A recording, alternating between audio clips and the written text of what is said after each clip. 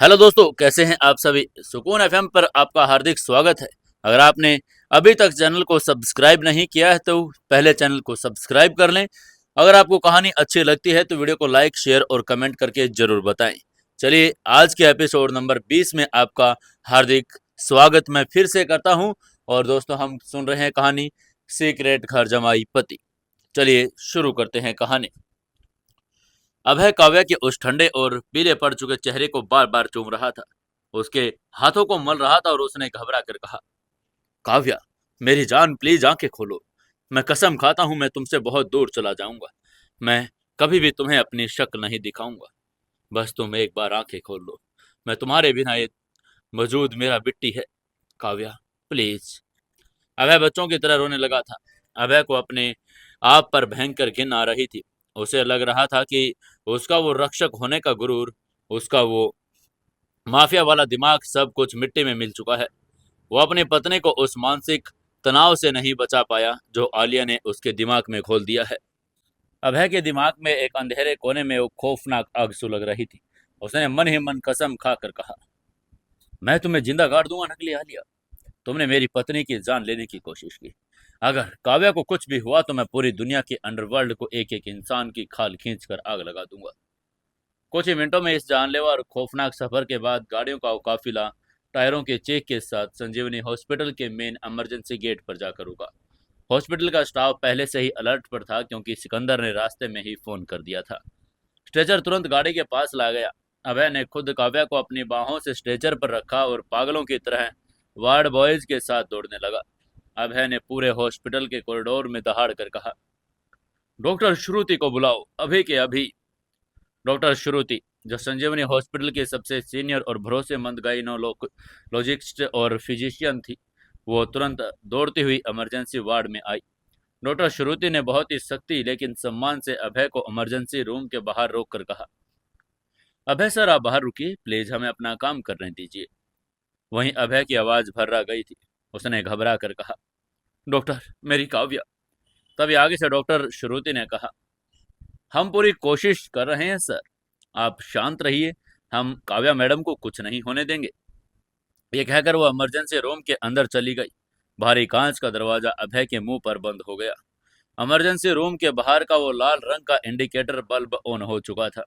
अभय उस बंद दरवाजे के बाहर फर्श पर घुटनों के बल बैठ गया। उसका वो महंगा कोट अस्त व्यस्त हो चुका था। उसकी शर्ट पर काव्या के मेकअप और पसीने के निशान थे। उसने अपने दोनों हाथों से अपने बालों को कसकर पकड़ लिया। सिकंदर पाशा, रंगा और कुछ ही दूरी पर से झुकाए खड़े थे। अंडरवर्ल्ड के इन जल्लादों की आंखों में भी आज अपने छोटे मालिक की इस बेबसी को देखकर आंसू तैर रहे थे। वक्त जैसे रुक सा गया था। हर गुजरता हुआ सेकंड अभय के लिए एक सदी के बराबर लग रहा था। अभय का दिमाग बार बार उन्हीं सवालों में उलझ रहा था। काव्या का ब्लड प्रेशर तो पिछले कुछ दिनों से नॉर्मल था। उसकी दवाइयां भी सही चल रही थी। फिर अचानक ऐसा क्यों हुआ कि वो इस कदर बेहोश हो गई। क्या वो स्ट्रेस इतना ज्यादा था कि उसके दिल ने काम करना बंद कर दिया? क्या उस आलिया के जहर ने काव्या के दिमाग की नसें फाड़ दी? अभय ने अपनी आंखें बंद करके भगवान से दुआ मांगनी शुरू कर दी और कहा, अगर काव्या मुझे छोड़कर चली गई तो मैं खुद को कभी माफ नहीं कर पाऊंगा। वो इंसान जो कभी किसी के आगे झुकता नहीं था, आज वो हॉस्पिटल के उस ठंडे फर्श पर अपनी पति की जिंदगी की भीख मांग रहा था। तभी करीब 40 मिनट का वो दिल चीर देने वाला और खौफनाक इंतजार खत्म हुआ। इमरजेंसी रूम के दरवाजे के ऊपर जल रहा वो लाल बल्ब बुझ गया। दरवाजे की क्लिक की आवाज आई। ये आवाज सुनते ही अभय झटके से अपनी जगह से खड़ा हो गया। डॉक्टर श्रुति बाहर आई। उन्होंने अपने चेहरे से वो सर्जिकल मास्क नीचे किया। उनके माथे पर पसीना था, लेकिन उनकी आंखों में कोई दुख या कोई खौफ नहीं था।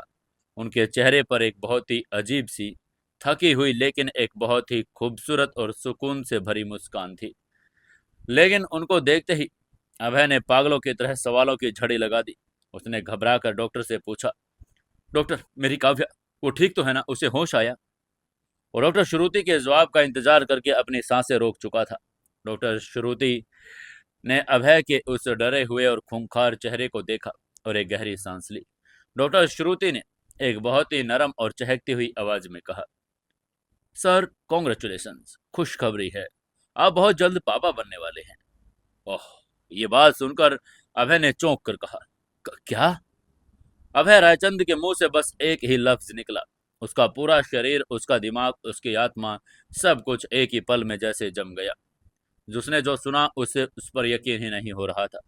डॉक्टर श्रुति की वो आवाज, वो शब्द, "आप जल्द ही पापा बनने वाले हैं", अभय के कानों में किसी देवीय संगीत की तरह बार बार गूंजने लगे। अभय ने अपने कांपते हुए हाथों से अपने चेहरे पर रखकर खुशी से झूम कर कहा, "पापा, मैं पापा"। अंडरवर्ल्ड का वो भगवान, जो दुनिया के लिए खौफ का दूसरा नाम था, आज वो एक 10 साल के बच्चे की तरह फूट फूट कर रोने लगा। ये आंसू दुख के नहीं थे, ये आंसू शक के नहीं थे, ये आंसू एक ऐसे चमत्कार, एक ऐसे सुकून और एक ऐसी जज्बाती जीत के थे जिसकी कल्पना अभय ने अपने सबसे खूबसूरत सपनों में भी नहीं की थी। काव्या, उसके प्यार की एक नई निशानी, एक नई जिंदगी जो अपने अंदर वो पाल रही थी। इस एक खबर ने दुनिया को, इस सारे जहर को, उस सारे खौफ को, उस सारे तनाव को एक ही झटके में धो डाला। वो काव्या जो अभी कुछ घंटे पहले उसे तलाक देने जा रही थी, वो काव्या जो उसे नफरत कर रही थी, वो असल में उसके बच्चे की मां बनने वाली थी। सिकंदर पाशा रंगा के चेहरे पर एक बहुत बड़ी खुशी से भरी मुस्कान आ गई। उन्होंने आसमान की तरफ देखकर खुदा का शुक्रिया अदा किया। तभी डॉक्टर श्रुति ने मुस्कुराकर अभय से कहा, "हाँ सर, काव्या मैडम प्रेग्नेंट है। वो करीब 4 हफ्ते की प्रेगनेंसी में है। उनको बेहोश होने का कारण भी ये प्रेगनेंसी और उनके साथ होने वाले हार्मोन्स चेंजेस हैं।" अभय ने अपने आंसुओं को पोंछा। उसके चेहरे पर एक ऐसी मुस्कान थी जो किसी भी बादशाह के गुरूर से ज्यादा चमकदार थी। उसने एक्साइटेड होकर डॉक्टर से पूछा, मैं उससे मिल सकता हूँ क्या डॉक्टर? वो होश में है?" लेकिन तभी उसका ये सवाल सुनकर श्रुति के चेहरे की मुस्कान गायब हो गई। उनकी जगह पर एक बहुत ही गहरी, सीरियस और चेतावनी भरी शक्ति ने ले ली।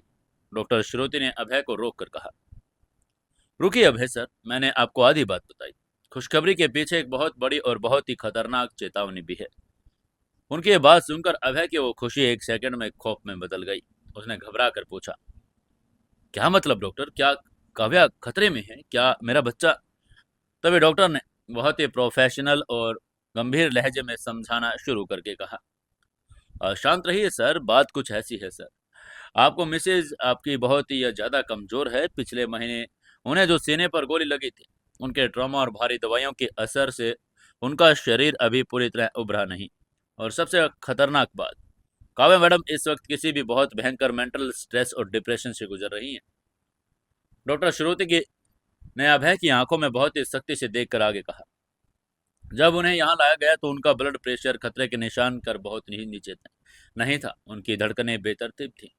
ये कोई आम प्रेगनेंसी का चक्कर नहीं था सर। ये एक पैनिक अटैक था जो एक्सट्रीम स्ट्रेस की वजह से आया था।" डॉक्टर श्रुति ने एक एक लफ्ज को अभय के दिमाग में हथौड़े की तरह गाड़ दिया। उन्होंने आगे कहा, "ऐसी हालात में इतना ज़्यादा स्ट्रेस लेना उनके लिए और उनके अंदर पल रहे उस नन्हे से बच्चे के लिए जानलेवा साबित हो सकता है। अगर अगले कुछ हफ्तों तक उन्हें ऐसा ही स्ट्रेस मिलता रहा, या वो रोती रही, या उन्हें उनके दिमाग पर कोई भी जोर पड़ा, तो ना सिर्फ वो इस बच्चे को खो देंगी, बल्कि उनकी खुद की जान भी जा सकती है। आपको उन्हें हर हाल में, किसी भी कीमत पर, हर तरह के स्ट्रेस, लड़ाई झगड़े और शक से दूर रखना होगा। उनके आसपास का माहौल पूरी तरह से खुशनुमा और शांत होना चाहिए। अगर ऐसा नहीं हुआ सर, तो मैं कोई गारंटी नहीं ले सकती।"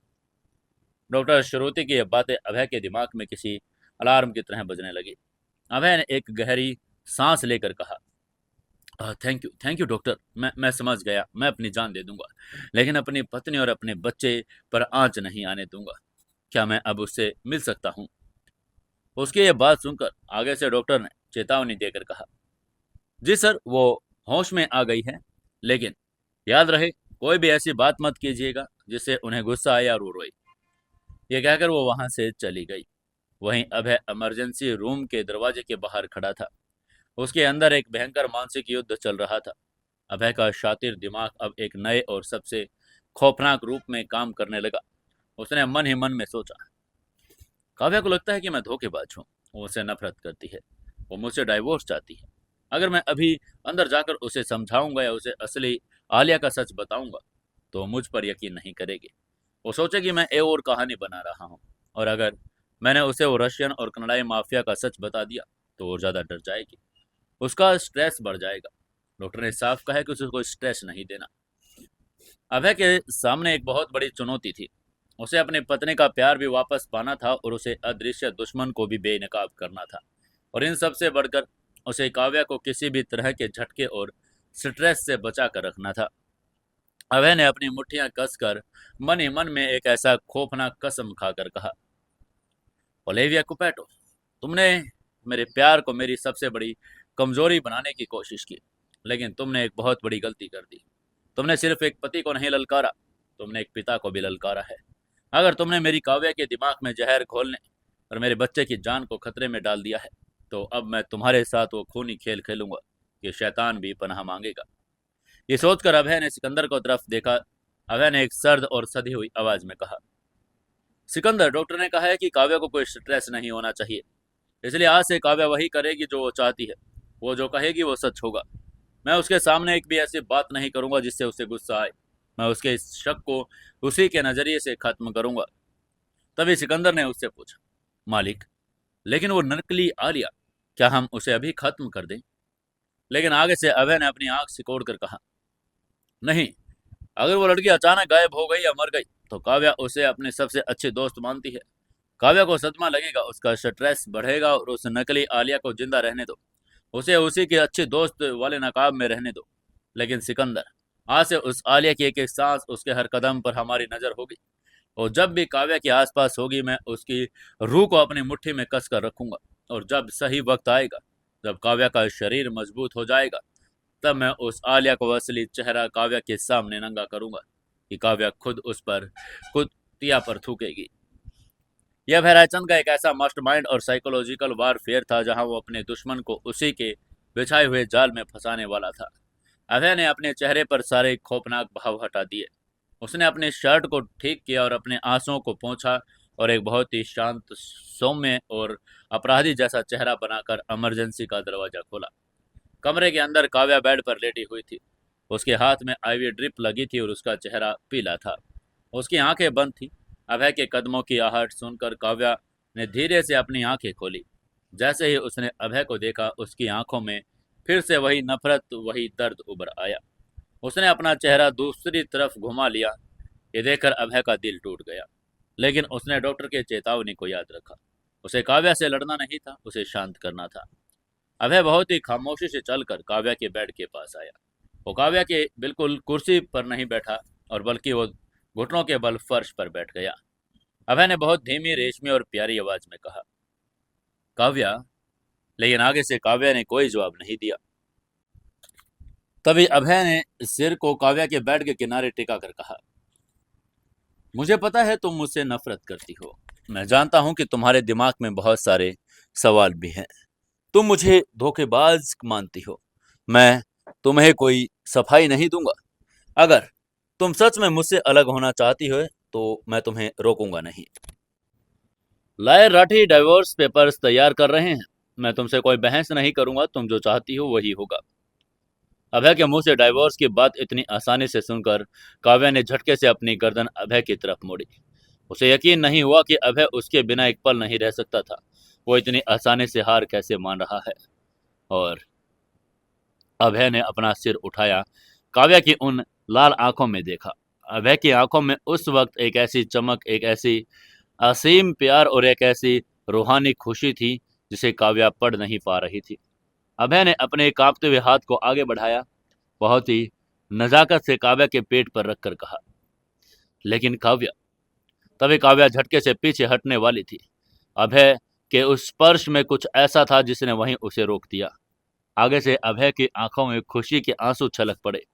उसकी आवाज भर्रा गई और उसने धीरे से कहा, तुम्हें मुझसे नफरत करने का पूरा हक है, लेकिन अब हमारी जिंदगी सिर्फ हमारी नहीं रही काव्या।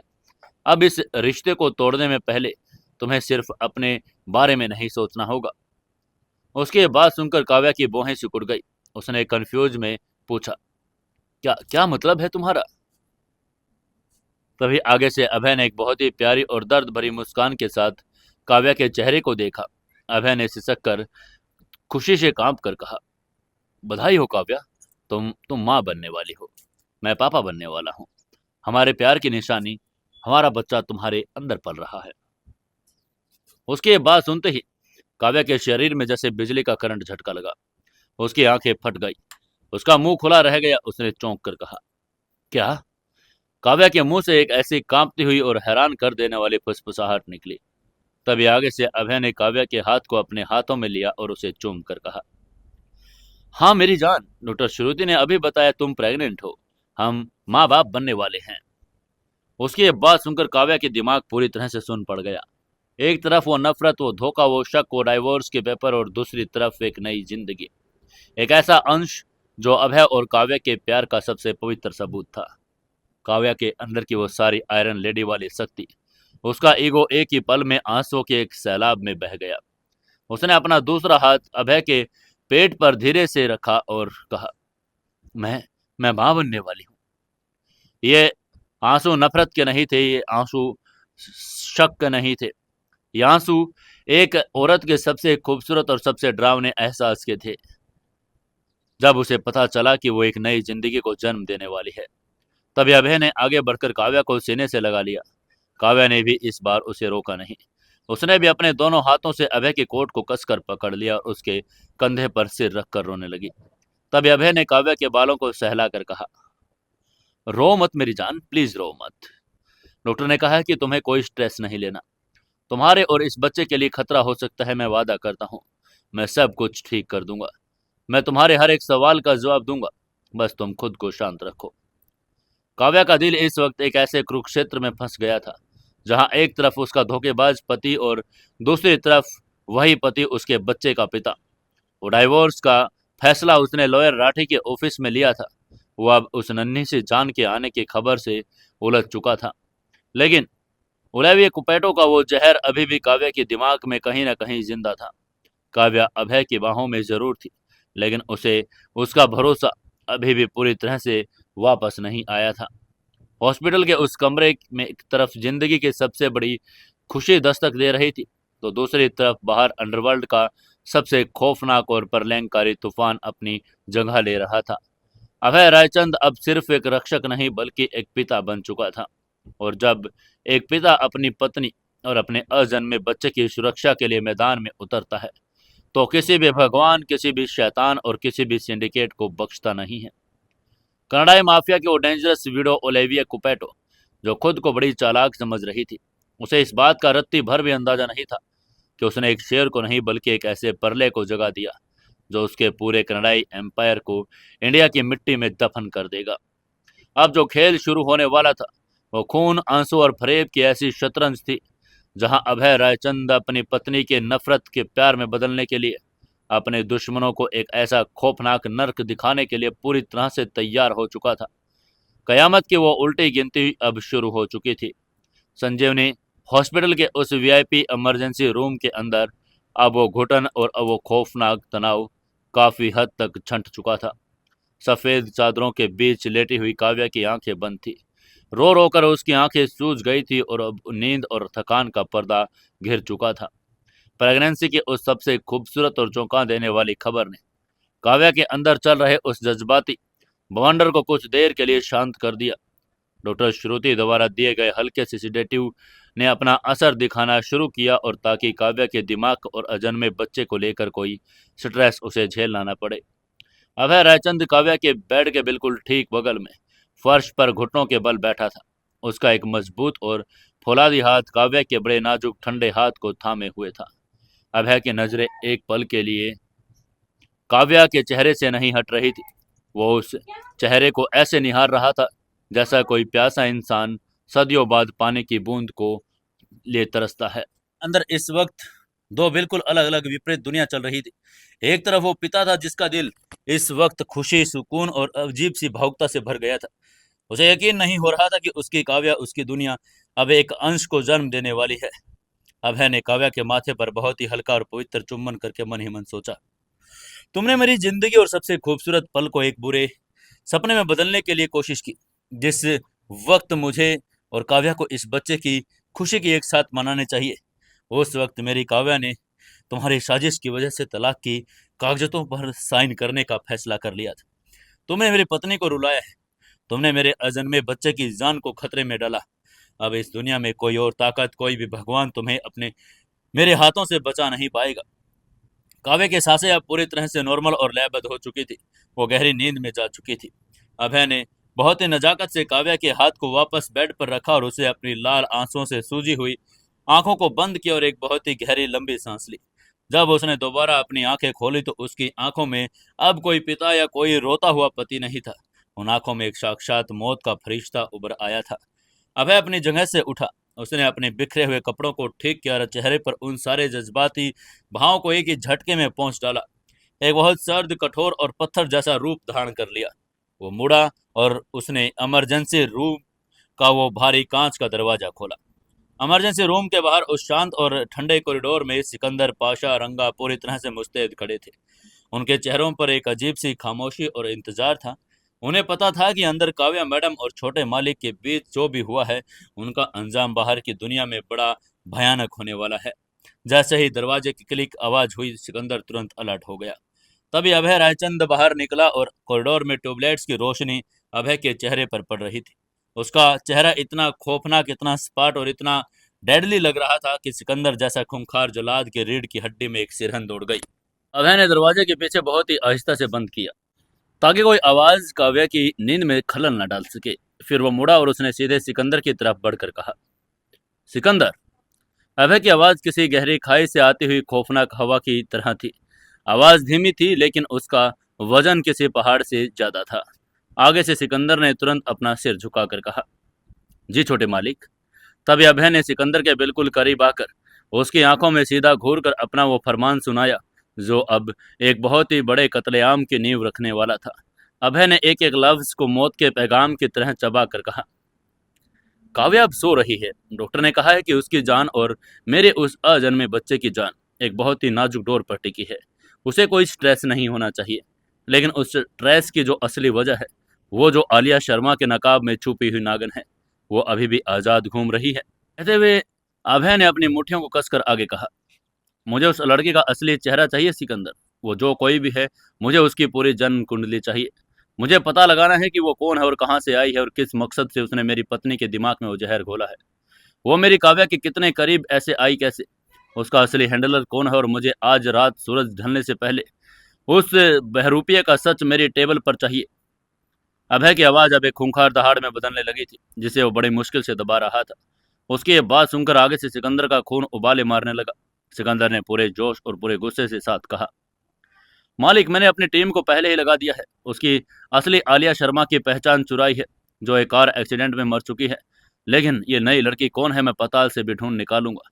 मैं दुनिया के सारे क्रिमिनल रिकॉर्ड्स को खंगाल रहा हूँ। अभय ने सिकंदर का कंधा इतनी जोर से पकड़ा कि सिकंदर को दर्द महसूस हुआ। उसने अपनी खौफनाक आवाज में कहा, मुझे सिर्फ रिकॉर्ड नहीं चाहिए सिकंदर, मुझे उसकी हर एक चाल का भंडा फोड़ करना है। वो मेरे घर में घुस गई है। उसने मेरे परिवार को तोड़ने की कोशिश की। और एक बात याद रखना, जब तक काव्या की हालात सिथर नहीं हो जाती, हम उस लड़के पर सीधे हमला नहीं करेंगे। काव्या उसे अपनी दोस्त मानती है। अगर उसे कुछ हुआ तो काव्या को सदमा लगेगा। हम उस लड़के को उसके बुने जाल में तड़पाएंगे, लेकिन उससे पहले मुझे उसका नाम चाहिए। उसकी ये बात सुनकर आगे से सिकंदर ने पूरे अंडरवर्ल्ड वाले कमिटमेंट के साथ कहा, आपका हुक्म हमारी सराखों पर छोटे मालिक। मैं अभी कमांड सेंटर जाता हूँ। आज रात रायचंद एम्पायर के सर्वस आग उगलेंगे। मैं उस शैतान का नाकाब नोच कर आपके सामने रखूंगा। तब अभय ने सिकंदर को छोड़कर कहा, जाओ, मुझे हर एक घंटे की अपडेट चाहिए। उसकी यह बात सुनकर सिकंदर वहां से तूफान की तरह मुड़ा और हॉस्पिटल के उस कॉरिडोर से भाग गया। पाशा और रंगा अभय के साथ वहीं रुक गई ताकि काव्या की सुरक्षा में कोई चूक न हो जाए। अभय वहीं दीवार से टिक कर खड़ा हो गया। उसका दिमाग अब एक नई बिसात बिछा रहा था। अरावली की पहाड़ियों के ठीक नीचे बने रायचंद एम्पायर के उस सीक्रेट और अभेद्य कमांड सेंटर में आज रात एक ऐसा साइबर युद्ध छिड़ने वाला था जिसकी मिसाल अंडरवर्ल्ड के इतिहास में नहीं थी। सिकंदर भागता हुआ कमांड सेंटर में दाखिल हुआ। वहां दर्जनों हैकर्स अपने स्क्रीन के सामने बैठे थे। ये कोई आम हैकर नहीं थे। ये वो लोग दुनिया के थे जो देश की सुरक्षा एजेंसियों के फायरवॉल को चंद मिनटों में तोड़ सकते थे। तभी सिकंदर ने दहाड़ कर कहा, सब लोग काम रोक दो। उसकी दहाड़ सुनकर सभी हैकर्स ने अपनी उंगली को कीबोर्ड से हटा लिया और सिकंदर की तरफ देखने लगे। तभी सिकंदर ने उस नकली आलिया की खूबसूरत लेकिन शातिर तस्वीर मेन स्क्रीन पर डिस्प्ले करके कहा, हमारे पास आज रात का वक्त है। ये लड़की जो इस वक्त मल्होत्रा इंडस्ट्री में आलिया शर्मा बनकर बैठी है, ये एक बहुत बड़ा खौफनाक फरेब है। इसने एक मुर्दा लड़की की पहचान चुराई। हमें यह पता लगाना है कि यह असल में कौन है। उसके बाद सुनकर चीफ हैकर रॉबिन ने अपना चश्मा ठीक करके कहा, सिकंदर भाई, हमने इसका चेहरा इंडिया के सारे पुलिस और क्रिमिनल डेटाबेस में स्कैन किया। इसका चेहरा यहाँ किसी से मैच नहीं होता। मतलब साफ है, ये लड़की इंडियन नहीं, या फिर इसने इंडिया में आज तक कोई क्राइम नहीं किया। उसकी बात सुनकर आगे से सिकंदर ने गुस्से पर मुक्का मार कर कहा, तो फिर उसका चेहरा इंटरनेशनल डेटाबेस में डालो। इंटरपोल, FBI, MI6 और दुनिया के जितने बड़े अंडरवर्ल्ड सिंडिकेट के प्राइवेट सर्वर है, रशियन ब्रातवा, इटालियन कोस्टा, जापानी कियाकुजा और कनाडाई माफिया, सबका डार्क वेब खंगाल मारो। ये कोई आम लड़की नहीं है जो काव्या मैडम तक पहुंच गई, एक हाई प्रोफाइल एजेंट है। उसकी बात सुनकर आगे से रॉबिन ने चेतावनी देकर कहा, भाई, इंटरनेशनल सर्वर को हैक करने में रिस्क है, हमारे खुद के सर्वर ट्रेस हो सकते हैं। तभी आगे से सिकंदर पागलों की तरह चिल्लाकर बोला, ट्रेस हो जाएं तो जाएं, बाहर में जाए रिस्क, छोटे मालिक का हुक्म है। अगर आज रात इसका सच सामने नहीं आया तो हम सब कल की सुबह नहीं देख पाएंगे। लगा दो अपनी पूरी ताकत, bounce the signal through multiple process. मुझे इसका असली नाम चाहिए। कमांड सेंटर के अंदर अब कीबोर्ड्स की खटखट की आवाज एक मशीन की तरह गूंजने लगी। दर्जनों स्क्रीन पर दुनिया भर के क्रिमिनल्स की तस्वीरें सेकंड के हिसाब से फ्लैश होने लगी थी। फेशियल रिकॉग्निशन सॉफ्टवेयर उस नकली आलिया की आंखों की दूरी, उसकी नाक का नक्शा और उसके जबड़े की बनावट और उसके चेहरे के बायोमेट्रिक्स को दुनिया भर में खतरनाक लोगों से मैच कर रहा था। 1 घंटा बीत गया, 2 घंटे बीत गए, नतीजा अब भी 0 था। सिकंदर पसीने से लथपथ हो चुका था। वो बार बार कॉफी पी रहा था, स्क्रीन्स के चक्कर काट रहा था। तभी रॉबिन ने अचानक एक बहुत ही घबराई हुई आवाज में कहा, भाई, रशियन ब्रातवा की डेटाबेस में एक हिंट मिला है। तभी रॉबिन ने स्क्रीन की तरफ भाग कर कहा, क्या हिंट है? तभी रॉबिन ने जवाब देकर कहा, रशियन माफिया अलेक्जेंडर सोलोनिक, जिसे हमने कैद किया है, उसके कॉन्टेक्ट्स में एक लिंक शो हो रहा है। ये लिंक रशियन नहीं है, ये लिंक कनाडाई माफिया की तरफ से जा रहा है। उसकी बात सुनकर सिकंदर की आंखें चौड़ी हो गई। उसका दिमाग सीधा मुंबई के उस ताज होटल वाले कत्लेआम की तरफ गया। उसने चौंक कर कहा, कनाडाई माफिया, मार्टिन कुपैटो, छोटे मालिक ने उसे मार दिया था। क्या ये उस लड़की कनाडाई सिंडिकेट से है? ये सोचकर सिकंदर ने दहाड़ कर हुक्म देकर कहा, run the scan on Cupato family tree. Martin Cupato के जितने भी रिश्तेदार, उसकी बीवी, उसकी बहनें, बाप दादा, सबका डेटा निकालो तुरंत।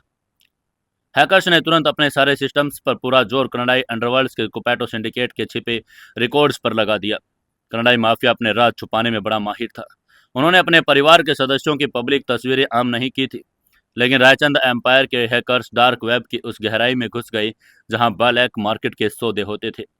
तभी रात के ठीक 3:45 पर कमांड सेंटर के मेन स्क्रीन पर एक बहुत ही भयंकर और कान फाड़ देने वाली बीप की आवाज आई। Match found 99.8%। स्क्रीन पर 2 तस्वीरें अगल बगल में आकर रुक गई। एक तरफ थी आलिया शर्मा, जिसने सफेद सूट पहना था, वो काव्या के सामने मासूमियत का नाटक कर रही थी। दूसरी तरफ एक बड़ी ग्लैमरस, खतरनाक और इटालियन कैनेडियन फीचर वाली औरत की तस्वीर थी। इस औरत ने काले रंग का डिजाइनर गाउन पहना था। उसके हाथ में वाइन का गिलास था और उसके चेहरे पर एक खौफनाक कातिलाना गुरूर था। तस्वीर के नीचे जो लिखा था, उसे पढ़ते ही सिकंदर के पैरों तले की जमीन खिसक गई। उसके रोंगटे खड़े हो गए। उसके मुंह से एक लफ्ज भी नहीं निकला और उसने स्क्रीन पर डिटेल पढ़ी। नाम ओलिविया कुपैटो उर्फ द डेंजरस विडो, पहचान मार्टिन कुपैटो की पत्नी और कनाडाई सिंडिकेट की current leader. Speciality psychological warfare, घुसपैठ और धोखे से कत्ल। वही ये सब पढ़ते ही रॉबिन ने अपनी कुर्सी पर पीछे खिसक कर कहा, या खुदा, भाई, ये कोई मामूली एजेंट नहीं, ये तो कनाडाई माफिया की रानी मार्टिन कुपैटो की विधवा। वहीं सिकंदर का दिल अब इस कदर धड़क रहा था, लगे से लगा कि हार्ट अटैक ही आ जाएगा। सिकंदर का दिमाग अब उस पूरी साजिश को एक झटके में समझ चुका था। उसने धीरे से कहा, मार्टिनो की बीवी, छोटे मालिक ने मुंबई में इसके पति को बड़ी बेदर्दी से मारा था। और ये औरत कनाडाई नागिन अपने पति का मौत का बदला लेने के लिए सीधे हमारे घर के अंदर हमारी रानी के सबसे अच्छे दोस्त बनकर बैठ गई। इसने काव्या मैडम के दिमाग में शक का जहर घोला। इसने वो सारी झूठी तस्वीर बनाई ताकि काव्या मैडम खुद छोटे मालिक से नफरत करने लगे। लेकिन सिकंदर का झटका अभी खत्म नहीं होने वाला था। तभी एक दूसरे हैकर ने चिल्लाकर कहा, भाई, अगर ओलिविया कुपैटो यहाँ है तो वो अकेली नहीं हो सकती। कनाडाई माफिया हमेशा पेयर्स में काम करता है। मैंने कुपैटो परिवार के बाकी मेंबर्स का फेशियल रिकॉग्निशन मल्होत्रा इंडस्ट्री के एम्प्लॉयज के डेटाबेस में मैच किया है। उसकी यह बात सुनते ही आगे से सिकंदर ने तुरंत उस दूसरे स्क्रीन की तरफ दौड़कर पूछा, तो क्या मिला तुम्हें? तब स्क्रीन पर एक और मैच फाउंड का लाल सिग्नल फ्लैश हुआ।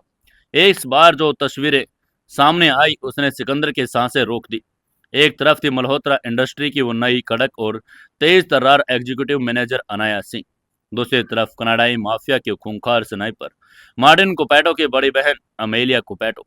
सिकंदर ने स्क्रीन पर नाम पढ़ते ही अपने बाल नोच लिए। उसने झुंझला कर कहा, अनाया सिंह एग्जीक्यूटिव मैनेजर? तभी हैकर ने खौफजदा आवाज में रिपोर्ट पढ़कर कहा, भाई ये अमेलिया कुपैटो है, ये दुनिया के सबसे बेहतरीन शार्प शूटर है। अब ये मल्होत्रा इंडस्ट्री के सिस्टम के अंदर बैठी है। इसके पास कंपनी के सारे सर्वर, सिक्योरिटी सिस्टम और एक्सेस कोड्स मौजूद हैं। उसके बाद सुनकर सिकंदर धड़ाम से कुर्सी पर गिर पड़ा। कनाडाई माफिया ने कोई बंदूक या कोई बम का इस्तेमाल नहीं किया।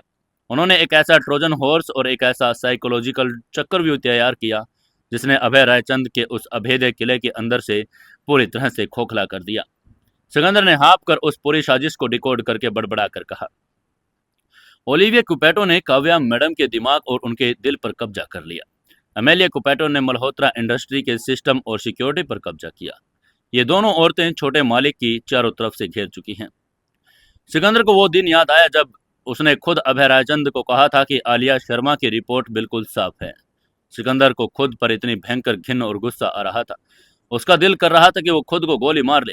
उसके एक क्लीन चिट की वजह से दुश्मन सीधे काव्या मैडम के गले तक पहुंच गया था। सिकंदर ने टैबलेट उठाया और पागलों की तरह कमांड सेंटर से बाहर भागकर कहा, मुझे मुझे अभी छोटे मालिक को सब बताना होगा। अगर उन चुड़ैलों ने काव्या मैडम के साथ कुछ और किया तो ये बड़ा खतरनाक हो जाएगा। छोटे मालिक तो इस दुनिया को आग लगा देंगे। वहीं उधर संजीवनी हॉस्पिटल के उस खामोश कॉरिडोर में अभय रायचंद अभी भी उसी दीवार से टिका हुआ खड़ा था। उसकी नजरें काव्या के कमरे के बंद दरवाजे पर थी। उसका दिमाग लगातार अदृश्य दुश्मन को पकड़ने की रणनीति बना रहा था। तभी कॉरिडोर के उस छोर से सिकंदर भागता हुआ आया। सिकंदर के चेहरे का रंग पूरी तरह सफेद पड़ चुका था। वो हाँफ रहा था और उसके हाथ में वो टैबलेट, वो कांप रहा था। अभय ने जैसे ही सिकंदर की हालात देखी वो समझ गया कि बहुत बड़ी और भयानक बात हो गई है। अभय ने तुरंत अपनी जगह से आगे बढ़कर पूछा, क्या मिला सिकंदर? तभी सिकंदर के अपने पैरों के घुटनों के बल बैठ गया। उसने सिर झुकाकर माफी मांगकर कहा, मालिक मालिक मुझे मार दीजिए। मेरी एक नासमझी की वजह से काव्या मैडम और आपका वो नन्हा बच्चा इतने बड़े खतरे में आ गए। मैं उस दुश्मन को पहचान नहीं पाया मालिक। यह कहकर अंडरवर्ल्ड का वो जल्लाद आज फूट फूट कर रो रहा था। तभी आगे से अभय ने सिकंदर के कॉलर को झटके से पकड़कर खड़ा किया और उसे दहाड़ कर बोला, रोना बंद करो सिकंदर, मुझे बताओ कि वो कौन लड़की है। आगे से सिकंदर ने कांपते हाथों से टैबलेट अभय के सामने करके रुंधे हुए गले से कहा, मालिक मालिक वो कोई आलिया शर्मा नहीं है। वो कनाडाई माफिया मार्टिन कुपैटो की विधवा है। उसका नाम ओलिवियो कुपैटो है। उसकी यह बात सुनकर अभय की आंखें फटी की फटी रह गई। उसने चौंक कर कहा, मार्टिनो की बीवी? अभय के दिमाग में मुंबई के ताज होटल का वो खूनी कमरा एक ही सेकंड में फ्लैश हो गया। उसने मार्टिनो की आंखों में जलती हुई सिगार घुमा उसे तड़पा तड़पा कर मारा था और अब उसे मार्टिनो की बीवी उसकी पत्नी की सबसे अच्छी दोस्त बनकर घूम रही थी। तभी सिकंदर ने स्क्रीन को स्वाइप करके अमेलिया की तस्वीर को सामने करके आगे कहा, और मालिक बात सिर्फ यहाँ तक नहीं है।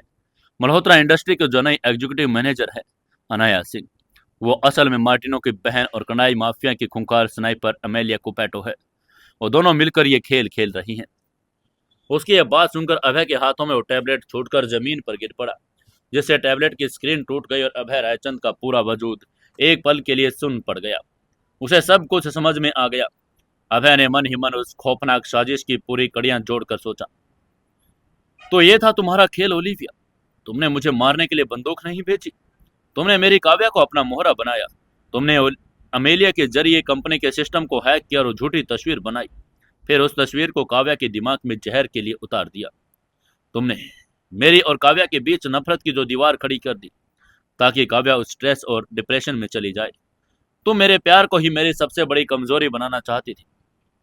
अभय का गुस्सा अब किसी इंसान का गुस्सा नहीं था। उसका चेहरा एकदम से लाल हो गया था। उसके गर्दन की नसें तन गई, लगा कि अभी फट जाएंगी। उसकी आंखों में एक ऐसा वहशी, प्रलयंकारी और राक्षसी आग धधक उठी जिसे देखकर सिकंदर भी एक कदम पीछे हट गया। उसने दहाड़ कर कहा, उन्होंने मेरे बच्चे को जान के खतरे में डाला है सिकंदर। अभय की आवाज इतनी भारी और इतनी सर्द और इतनी खुरदरी थी कि हॉस्पिटल के कॉरिडोर का तापमान गिरता हुआ महसूस हुआ। तभी आगे से सिकंदर ने अपनी पिस्तौल निकाल कर कहा, मालिक हुक्म कीजिए, मैं अभी के अभी अपनी पूरी 100 टीम को भेजकर उन दोनों चुड़ैलों को उनके घरों से घसीट कर लाता हूं। हम उनके टुकड़े टुकड़े कर देंगे। ये कहकर वो बाहर जाने के लिए तैयार हो गया। अभय ने तुरंत सिकंदर को रोक कर कहा, नहीं। अभय का वो मास्टरमाइंड और फौलादी दिमाग एक बहुत ही खौफनाक और ठंडी रणनीति बना रहा था।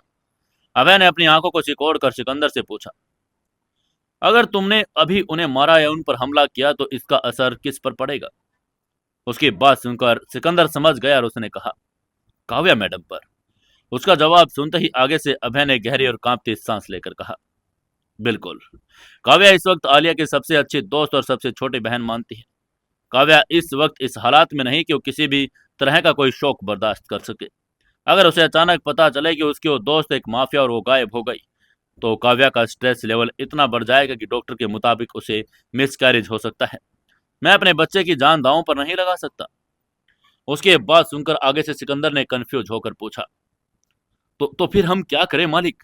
क्या हम उन शैतानों को हमारे आसपास घूमने दें? उसकी बात सुनकर अभय के होठों पर एक शैतानी, खौफनाक और कयामत वाली मुस्कान आ गई। अभय ने एक एक लफ्ज को बड़ी ही चालाकी से चबाकर कहा, हाँ सिकंदर, उन्हें घूमने दो। उन्हें लगने दो कि उनका वो फरेब, उनकी वो साजिश पूरी तरह कामयाब हो चुके हैं। उन्हें लगने दो कि काव्या मुझसे नफरत करती है और मैं टूट चुका हूं। हम उनके भ्रम को मजबूत करेंगे। ये कहकर अभय ने सिकंदर के कंधे पर हाथ रखा और आगे कहा, लेकिन आज से ओलिविया और अमेलिया के आसपास का उद्देश्य घेरा ऐसा होगा कि उन्हें सांस लेने की भी मेरी इजाजत लेनी पड़ेगी। कंपनी के हर एक कैमरे को हमारी टीम के सर्वर से डाइवर्ट कर दो। अमेलिया को लगने दो कि वो सिस्टम को कंट्रोल कर रही है, लेकिन असल में वो वही देखेगी जो हम उसे दिखाना चाहेंगे। ये कहकर अभय ने अपनी पिस्तौल निकाली, अपने होल्स्टर में चेक करके एक आखिरी रूह कपा देने वाला हुक्म सुनाकर कहा, मैं ओलिविया का मासूमियत का नकाब इतनी बेदर्दी से नोचूंगा सिकंदर कि काव्या के सामने उसका असली कनाडाई माफिया वाला घिनौना चेहरा खुद ब खुद आ जाएगा। मैं उस ओलिविया को ऐसी सिचुएशन में डालूंगा कि खुद अपने मुंह से अपनी साजिश उगलेगी, और जिस दिन मेरी काव्या को सच्चाई समझ आ जाएगी, उस दिन मेरी काव्या का स्ट्रेस दूर हो जाएगा। ये कहकर अभय ने अपनी लाल आंखों से कॉरिडोर की छत को घूरा और अपनी बात को जारी रखकर आगे कहा, उस दिन मैं ओलिविया और अमेलिया को उस अरावली के ब्लैक होल में उन रशियन कुत्तों के ठीक बगल वाले पिंजरे में लटका दूंगा। उन्हें वो मौत मिलेगी कि कनाडा की आने वाली नस्लों में भी रूह कांप जाएगी। ये कहते हुए काव्या को देखने के लिए उसकी तरफ बढ़ गया। इसी बीच सुबह के 8 बज चुके थे। तभी काव्या के कमरे का दरवाजा धीरे से खुला। अभय अंदर दाखिल हुआ। उसने अपने चेहरे से वो सारा गुस्सा, वो वार मोड पूरी तरह से हटा दिया था। अब उसके चेहरे पर एक बहुत ही साधारण, थका हुआ और गिल्टी पति वाला भाव था। काव्या अभी भी बेड पर लेटी हुई थी। उसने अपनी आंखें खोली और अभय को देखा। प्रेगनेंसी की खबर काव्या के अंदर के गुस्से को थोड़ा कम जरूर कर रही थी, लेकिन ओलिविया का घोला हुआ शक का जहर अभी भी खत्म नहीं हुआ था। अभय ने बड़ी धीमी आवाज में पूछा, कैसी हो तुम काव्या? काव्या ने रूखेपन से कहा, मैं ठीक हूँ। ये कहकर उसने मुंह भी फेर लिया। उसका यह रूखा अंदाज देखकर अभय को अंदर ही अंदर बड़ी तकलीफ हो रही थी, लेकिन उसे पता था कि उसे नाटक जारी रखना है। उसे काव्या के सामने एक हारा हुआ पति बनकर रहना है, ताकि कनाडाई माफिया को भनक न लगे। इसलिए अभय ने बेड के पास रखी कुर्सी पर बैठकर कहा, काव्या, डॉक्टर ने कहा है कि तुम्हें कोई स्ट्रेस नहीं लेना। इसलिए अगर तुम चाहती हो कि मैं तुमसे दूर रहूं, या अगर तुम मुझे माफ नहीं कर पा रही हो, तो मैं तुम्हारे कमरे में नहीं आऊंगा। मैं फार्म हाउस के दूसरे हिस्से में रहूंगा। बस तुम अपना और हमारे इस आने वाले बच्चे का ख्याल रखना। उसकी ये बात सुनकर काव्या ने एक झटके में अभय की तरफ देखा। उसे अभय की बातों में एक अजीब सी बेबसी नजर आ रही थी। इस पल के लिए काव्या का वो दिल जो अभय से बेइंतहा प्यार करता था, वो पिघलने लगा। उसे लगा कि शायद अभय पर वो कुछ ज्यादा ही सख्ती कर रही है। आखिर वो उसके बच्चे का पिता है। लेकिन काव्या के दिमाग में समीक्षा कपूर की तस्वीर आ गई। उसने अपनी आंखें बंद करके कहा, मुझे अभी कुछ नहीं सोचना अभय, मुझे बस शांति चाहिए। मैं कल से ऑफिस जाऊंगी और काम मुझे स्ट्रेस से दूर रखता है।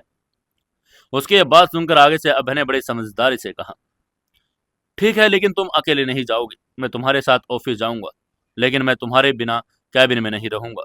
मैं बाहर ही रहूंगा। उसकी यह बात सुनकर आगे से काव्या ने हामी भर दी। तब अभय कमरे से बाहर निकला। उसके होठों पर एक बहुत ही शातिर और विजयी मुस्कान थी।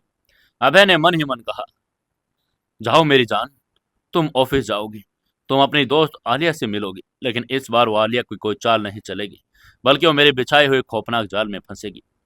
अगले दिन मल्होत्रा इंडस्ट्री के उस भव्य ऑफिस में काव्या जब अंदर दाखिल हुई तो पूरा स्टाफ उसे बधाई दे रहा था, क्योंकि उसकी प्रेगनेंसी की खबर जो नीलम ने खुशी खुशी सबको बता दी थी पूरे ऑफिस में फैल चुकी थी। ओलिविया दौड़ती हुई आई और उसे काव्या को गले लगा लिया।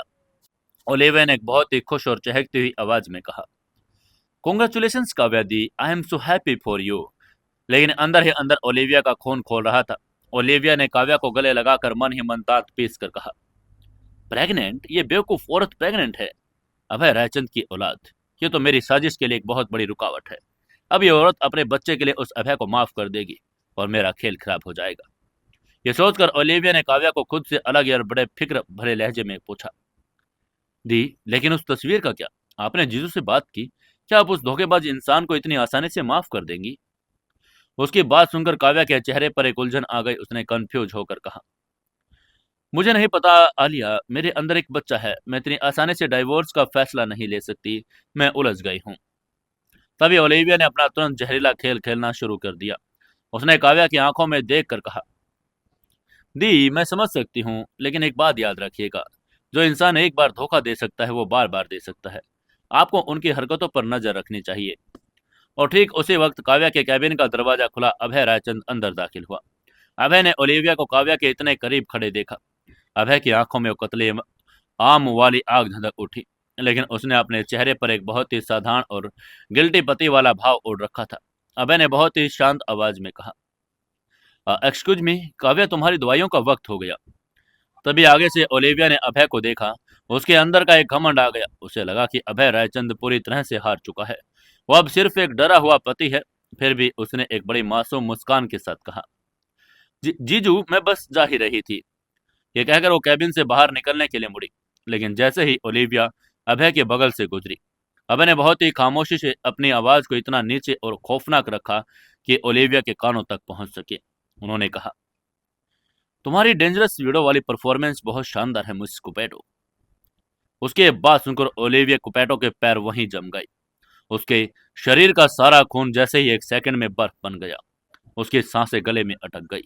उसकी आंखें खौफ और भयंकर सदमे से फटी की फटी रह गई। अभय ने उसका असली नाम ले लिया था। ओलिविया ने झटके में अपनी गर्दन अभय की तरफ मोड़ी, लेकिन अभय उसे नहीं देख रहा था। वो बहुत ही आराम से काव्या के लिए पानी का गिलास डाल रहा था, लेकिन अभय के होठों पर एक ऐसी कयामत, सर्द और प्रलयंकारी मुस्कान थी जिसने ओलिविया कुपेटो को बता दिया कि उसका वो अदृश्य प्रेम अब तार तार हो चुका है। उसने मन ही मन सोचा, इसे पता चल गया, इसे सब पता चल गया। ओलिविया का दिमाग खौफ से सुन्न पड़ गया था। अभय ने पानी का गिलास काव्या को दिया और फिर धीरे से मुड़कर ओलिविया की आंखों में देखा। उन आंखों में अब कोई हारा हुआ पति नहीं था। उन आंखों में अंडरवर्ल्ड का जल्लाद जाग चुका था, जो अपने शिकार को तड़पाने के लिए पूरी तरह से तैयार था। तभी अभय ने बहुत ही मीठे लेकिन मौत जैसे सर्द लहजे में उससे पूछा, कुछ भूल गई क्या आलिया? आगे से ओलिविया के मुंह से एक भी लफ्ज नहीं निकला। वो पसीने से भीग चुकी थी। उसने बिना कुछ कहे कांपते कदमों से कैबिन का दरवाजा खोला और बाहर भाग गई।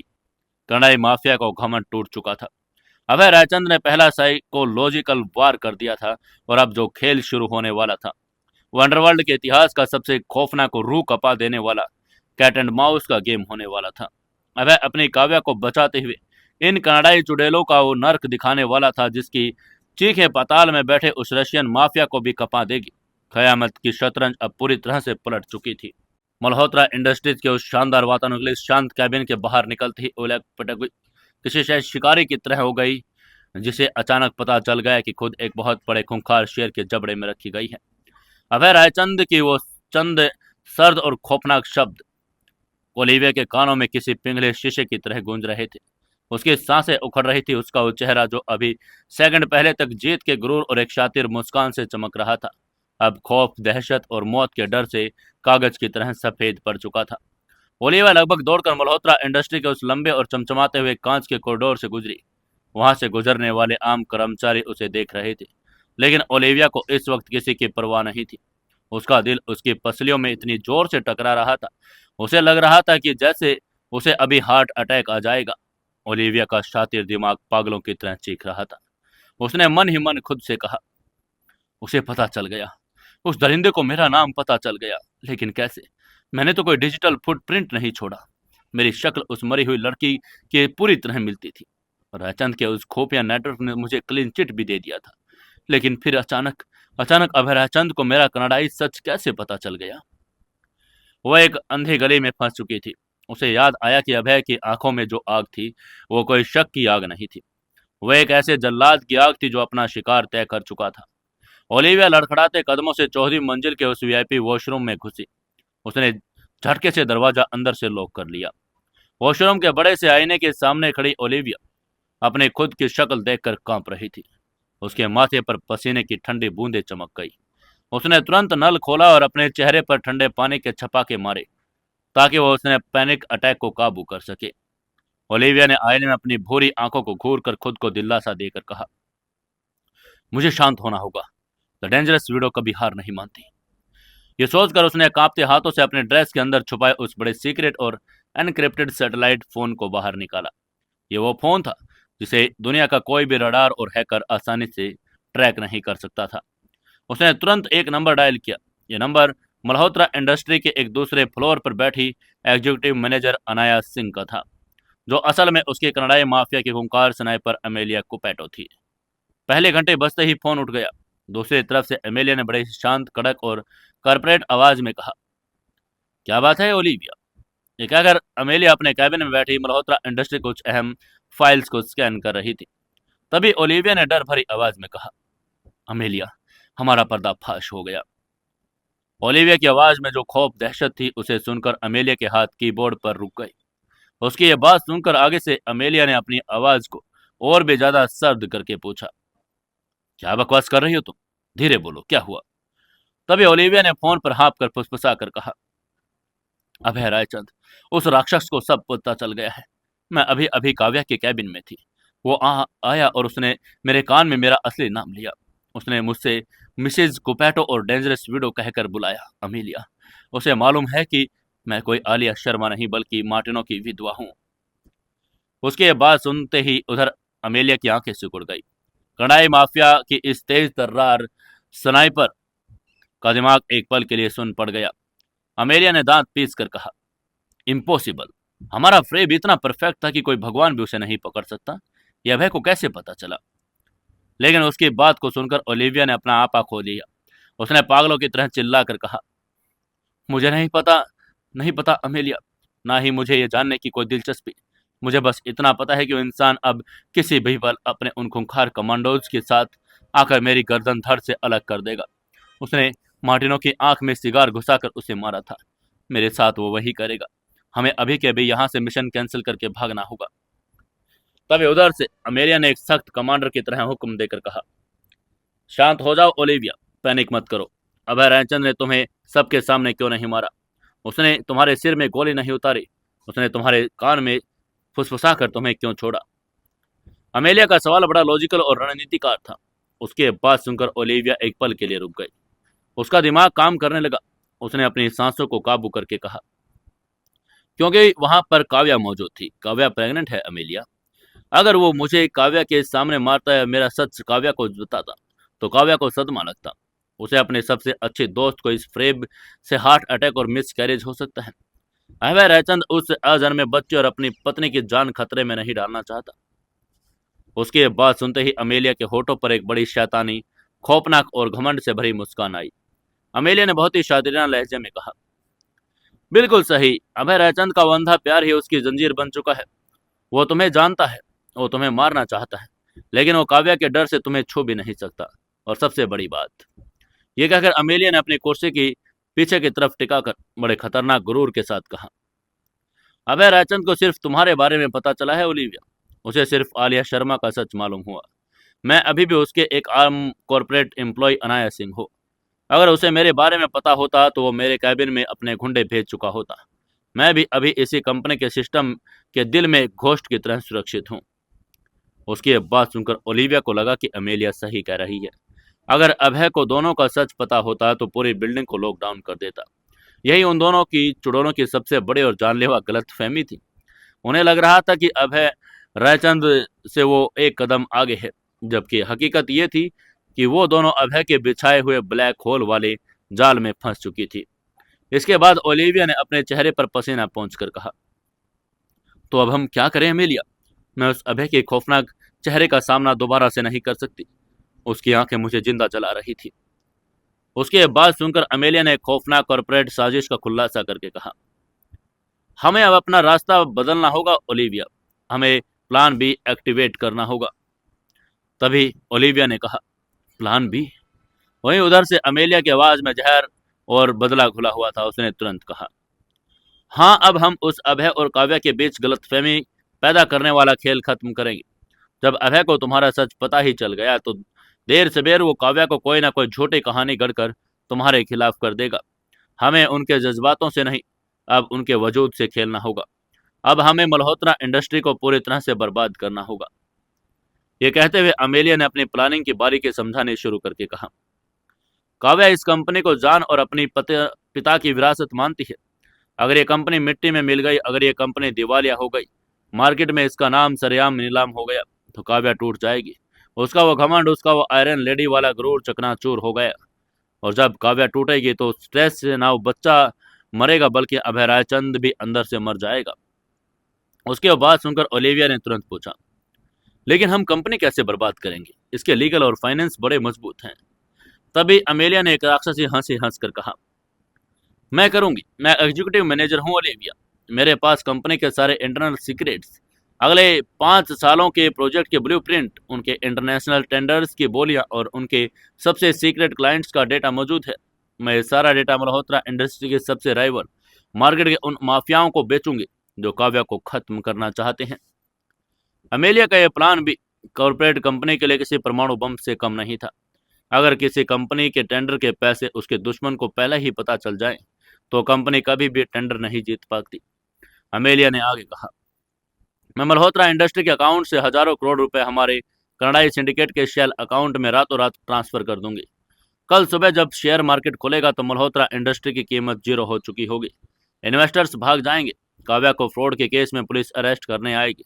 उस टूटी हुई बेबस काव्या को देखकर अभय रायचंद का रक्षक वाला कवच भी टूट जाएगा। तब हम अपनी फौज के साथ उन पर हमला करेंगे और उन्हें खत्म कर देंगे। उसकी यह प्लानिंग सुनकर ओलिविया के चेहरे पर जो खौफ था वो एक शातिर कयामत वाली मुस्कान में बदल गया। ओलिविया ने तुरंत कहा, तुम एक जीनियस हो अमेलिया। मार्टिनो की मौत का बदला उनकी दुनिया को जलाकर ही लिया जा सकता है। मैं आज ही काव्या को कोई बहाना बनाकर इस ऑफिस से निकलती हूँ और अंडरग्राउंड हो जाती हूँ। तुम अपना हैकिंग का काम पूरा करो। तभी उधर अमेलिया ने सिर हिलाकर कहा, ठीक है, आज रात ही मल्होत्रा इंडस्ट्री का जनाजा निकलेगा। Be ready. और उसने फोन काट दिया। ओलिविया वॉशरूम से बाहर निकली। उसके चेहरे पर एक जीतने वाला और घमंडी भाव था। उसे लग रहा था कि अभय रायचंद को उसने चकमा दे दिया। उसने तुरंत काव्या को मैसेज किया कि उसकी तबीयत खराब है और घर जा रही है। लेकिन ओलिविया और अमेलिया दोनों इस बात से पूरी तरह बेखबर थी कि उनका यह प्लान भी, उनका एक घमंड और उनकी चालाकी अभय रायचंद की बिसाई उस मौत की बिसात का एक मोहरा थी। मल्होत्रा इंडस्ट्री की गगनचुंबी इमारत के कुछ मील दूर रायचंद एम्पायर के उस अभेद्य कमांड सेंटर में माहौल एकदम शांत लेकिन तनावपूर्ण था। अभय रायचंद अपने उस विशाल डिजिटल स्क्रीन के सामने एक महाराजा की तरह हाथ बांधे खड़ा था। उसकी आंखों में एक ऐसी ठंडा प्रलयंकारी चमक थी जो किसी भी तूफान के आने से पहले की थी। उसके ठीक पीछे Sikandar Pasha, chief hacker robin मुस्तैद खड़े थे। कमांड सेंटर के स्पीकर्स पर कुछ आवाजें गूंज रही थी। मैं मल्होत्रा इंडस्ट्री के करोड़ों के अकाउंट्स कनाडाई शेल अकाउंट में रातों रात ट्रांसफर कर दूंगी। यह कोई आवाज नहीं थी, ओलिविया और अमेलिया के बीच एनक्रिप्टेड सैटेलाइट फोन की रिकॉर्डिंग थी। कनाडाई माफिया को लगा कि उनका फोन दुनिया का सबसे सुरक्षित फोन है, लेकिन वो भूल गए कि अभय रायचंद का command centre international military glade satellite से जुड़ा है। सिकंदर की टीम ने अमेलिया के कैबिन में लगे एक अदृश्य नैनो माइक के जरिए उनकी पूरी बातचीत को टैप कर लिया। रिकॉर्डिंग खत्म होते ही सिकंदर के चेहरे पर खौफनाक मुस्कान आ गई। सिकंदर ने अभय की तरफ देखकर बड़े ही सम्मान और खौफ से कहा, हाँ छोटे मालिक, आपका वो साइकोलॉजिकल वार बिल्कुल स्टिक निशाने पर लगा। आपने ओलिविया के कान में उसका असली नाम लेकर उसे इस कदर डरा दिया कि उसने पैनिक होकर अपना अगला कदम खुद ही हमारे सामने खोल कर रख दिया। सबसे मजेदार बात, उन बेवकूफों को अभी भी लग रहा है कि हमें अमेलिया कुपैटो के बारे में कुछ पता नहीं। उसके ये बात सुनकर अभय ने एक गहरी सांस ली। उसके होठों पर एक बड़ी शैतानी, खूंखार और कयामत वाली हंसी आ गई।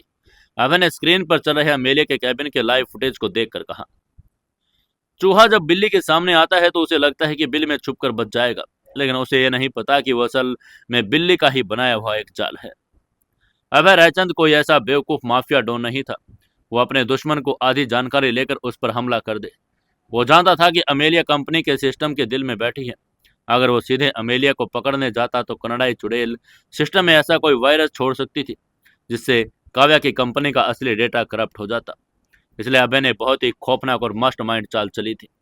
अभय ने बिना मुड़े अपनी उस भारी और सर्द आवाज में चीफ हैकर को हुक्म देकर कहा, रॉबिन, क्या वो हनी पोट तैयार है?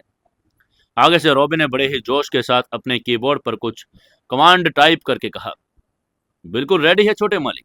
जैसे ही आपने कल रात मुझे अमेलिया का सच बताया, मैंने मल्होत्रा इंडस्ट्री के मेन सर्वर को एक मिरर सर्वर में रिप्लेस कर दिया था। साइबर वारफेयर की दुनिया में हनी पोर्ट का एक ऐसा नकली और आकर्षक जाल जिसे हैकर्स को फंसाने के लिए बनाया जाता। अभय और उसकी टीम ने मल्होत्रा इंडस्ट्री के असली डेटाबेस, असली फाइनेंशियल रिकॉर्ड्स और असली टेंडर्स को एक बड़ा सुरक्षित और एनक्रिप्टेड वॉल्ट में बंद कर दिया था। उसके जगह अमेलिया के सिस्टम के सामने एक ऐसा नकली डेटाबेस खड़ा कर दिया जो बिल्कुल असली लगता था। तभी अभय ने एक ठंडी फुफकार छोड़कर कहा, उस डायन को लगने दो कि वो मल्होत्रा इंडस्ट्री के राज चुरा रही है। उसे वो नकली टेंडर्स के अमाउंट्स डाउनलोड करने दो। उसे वो फाइलें चुराने दो जिनमें हमने जानबूझकर ऐसी लीक और खामियां छोड़ी जो सीधे राइवल कंपनी को बर्बाद कर देंगी। वो सोच रही कि वो हमें बर्बाद कर रही है, लेकिन असल में वो अपने ही कनाडाई सिंडिकेट के ताबूत में आखिरी कील ठोक रही है। इसी समय उधर मल्होत्रा इंडस्ट्री के कैबिन में बैठी अमेलिया कोपेटो अपनी उंगलियों को बड़ी तेजी से कीबोर्ड पर चला रही थी। उसके चेहरे पर एक भयंकर गुरूर और जीत का जश्न का नशा था। अमेलिया ने स्क्रीन पर डाउनलोड हो रही फाइलों को देखकर मन ही मन सोचा, तुम एक बेवकूफ औरत हो काव्या। तुमने मुझे इस कंपनी के एग्जीक्यूटिव मैनेजर बनाकर अपने ही पैरों पर कुल्हाड़ी मार ली। मैं तुम्हारे अगले 10 सालों के प्रोजेक्ट्स का कुछ डेटा कुछ ही सेकंड में मार्केट में तुम्हारे ही सबसे बड़े दुश्मन को भेजने वाली हूँ। अमेलिया ने एक फाइल खोली और जिसका नाम प्रोजेक्ट फिनोक्स कॉन्फिडेंशियल था। यह मल्होत्रा इंडस्ट्री का एक 2000 करोड़ का इमेजिनरी डिफेंस और इंफ्रास्ट्रक्चर्स प्रोजेक्ट था। अमेलिया ने एक शैतानी मुस्कान के साथ उस फाइल को कॉपी करके कहा, यह हुई ना बात।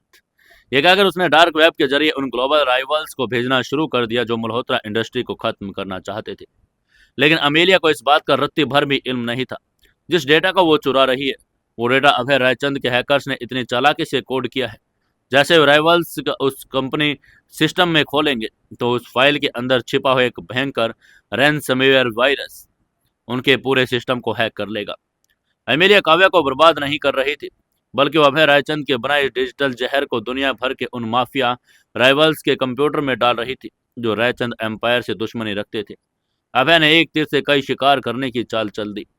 तभी अमेलिया के स्क्रीन पर लिख कर आया, डेटा ट्रांसफर 100% कंप्लीट। ये देखकर अमेलिया ने अपने कुर्सी पर पीछे की तरफ सिर टिकाया और एक लंबी सुकून भरी सांस ली। अमेलिया ने अपने लाल होठों पर एक कयामत की मुस्कान लाकर कहा, खेल खत्म काव्या मल्होत्रा। कल सुबह जब तुम उठोगी तो तुम्हारी कंपनी खाक हो चुकी होगी। तुम्हारा वो पति कुछ नहीं कर पाएगा। उसने तुरंत सिस्टम बंद किया, अपना लैपटॉप बैग में डाला, कैबिन से बाहर निकल गई। उसे अब जल्द से जल्द ओलिविया के साथ मिलकर किसी सेफ हाउस में छुपना था ताकि वो दूर से काव्या और अभय की बर्बादी का तमाशा देख सके। अमेलिया जैसे ही मल्होत्रा इंडस्ट्री की बिल्डिंग से बाहर निकली, तभी सिकंदर के रडार पर उसकी लोकेशन ट्रैश होने लगी। वहीं कमांड सेंटर में रॉबिन ने खुशी से ताली बजाई। रॉबिन ने स्क्रीन पर हरी रंगों की लाइन को दौड़ाकर देखकर कहा, बिंगो छोटे मालिक, उस अमेलिया ने हमारा वो हनी पोर्ट वाला नकली डेटा डाउनलोड करके अपने सिंडिकेट और अपने दुश्मनों को भेज दिया। जैसे उन दुश्मनों ने वो फाइल खोली, हमारा वायरस उनके सिस्टम में एक्टिवेट हो गया है। वहीं पाशा भी उछल कर खुशी से पड़ा। उसने खुशी से झूम कर कहा, हो, इसका मतलब मालिक, जो लोग हमें बर्बाद करने का ख्वाब देख रहे थे, उनका अपना ही पूरा इंटरनेशनल अकाउंट हैक हो चुका है। उनके सारे कारनामे, उनके शेल अकाउंट्स और उनकी ग्लोबल फंडिंग की सारी जानकारी अब हमारी मुट्ठी में है। अब क्या करेगी अमेलिया और ओलिविया कुपैटो? क्या वो दोनों बच पाएंगे? क्या अभय उनका सच काव्या के सामने लेकर आ पाएगा। क्या होगा आगे की कहानी में जानेंगे कल के एपिसोड में। दोस्तों, अगर आपको कहानी अच्छी लग रही है तो वीडियो को लाइक, शेयर और कमेंट जरूर से जरूर करें।